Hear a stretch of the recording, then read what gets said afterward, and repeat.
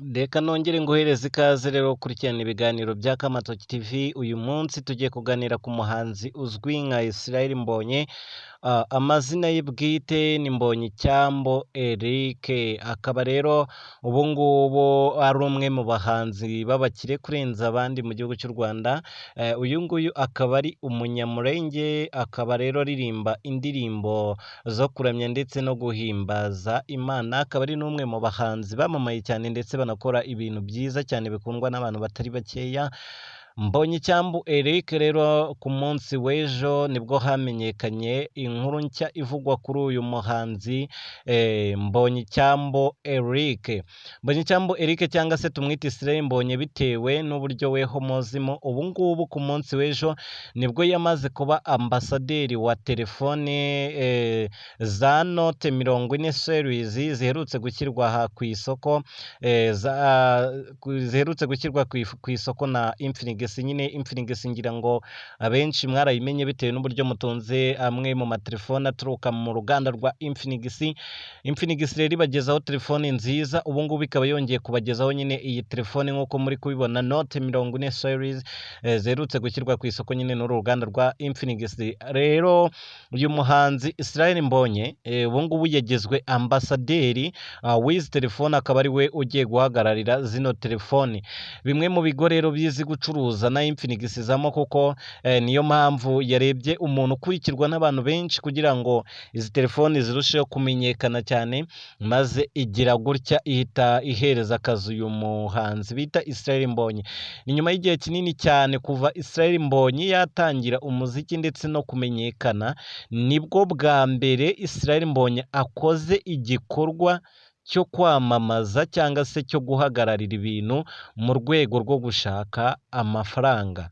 Ndagira ngo ubyumve neza, kuva umuhanzi Israel Mbonyi yatangira, kumwe abahanzi wenda baba bakizamuka baba bakeneye abantu babakubita amafaranga kugira ngo bamamaze, kugira ngo barusheho kugera kure, kumwe nyine bagenda bamamaza ibikorwa bitandukanye kugira ngo bibateze imbere, kuko buriya kwamamaza kw'abahanzi nibyo bituma babona agatubutse. Uyu muhanzi Israel Mbonyi rero kuva yagera mu rugaga rw'umuziki, ni ubwa mbere asinyanye amasezerano n'ikigo ku bijyanye no kwamamaza. Nibwo bwa mbere mu mateka ye rero akoze kino kintu, ndetse we bikaba byanarenze no kwamamaza, akaba ari ambasaderi wayo. Ni ukuvuga ngo niwe muntu uba uhagarariye icyo kintu muri icyo kigo, niwe rero muntu uhagarariye ikijyanye n'uru ruganda rw'izi telefoni Note 40 series. Nguko rero amakuru ya Israel Mbonyi utanaherutse gusohora indirimbo, ngira ngo ahari wenda yari ari kudiriringa n'aba bakiri mu rwego rwo kugira ngo ajya bamamariza bino bikorwa byabo kugira ngo bibashe kugera kure. Ejo bundi nibwo naguherezaga inkuru y'indirimbo yabo ishobora kuzajya hanze, aho azaba afatanyije n'abana babiri. Ngira ngo iyi ndirimbo nagiye mbigarukaho cyane, nabo ni bamwe mu bakobwa bakunzwe cyane mu gihugu cy'u Rwanda. Si ngombwa ko mbikubwiraho kuko cyane nzi yuko utegereje kuyibona. Umwe mu baterankunga rero baba bana babiri, Vestina ndetse na Dorcas, akaba yerekeje mu gihugu cya Canada.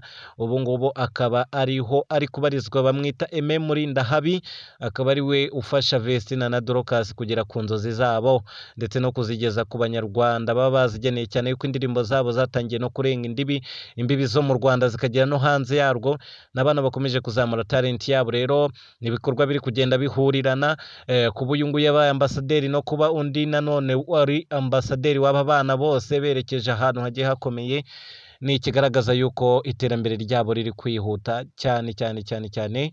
Ngayo rero amakuru abagezeho muri showbiz. Naho ikindi nakubwira wagenda wenda umenye nuko umuhanzi Bruce Melody akurikiranyweho icyaha cyo gutera inda umukobwa akamwihakana. Uwo mukobwa akemeza yuko uyu mwana yamubyaranye na Bruce Melody mu mwaka 2015.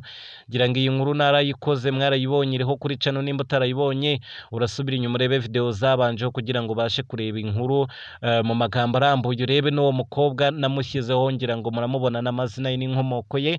Ni ibintu Bruce Melody rero bigenda bimugarukaho cyane cyane cyane bimuvugwaho. Umugore wa Bruce Melody mu buzima busanzwe Katerina yabyakiriye ate? Ibyo byose urabimenyeshwa n'iyo nkuru. icyo nagusaba no gukanda subscribe ku nzogera kugira ngo utazajya ucikanwa n'amakuru mashyashya agezweho, ari nako mu minsi iri imbere ngiye kubahereza seri nziza y'inyarwanda, filime nziza ku bakunda filime z'inyarwanda. Ese muyiteguye gute? Abantu mwese mugera ku bihumbi 5 mumaze gukurikirana iyi channel, muriteguye neza cyane kubaha iyi filime mwese? Iyo filime izaba yitwa Ndici.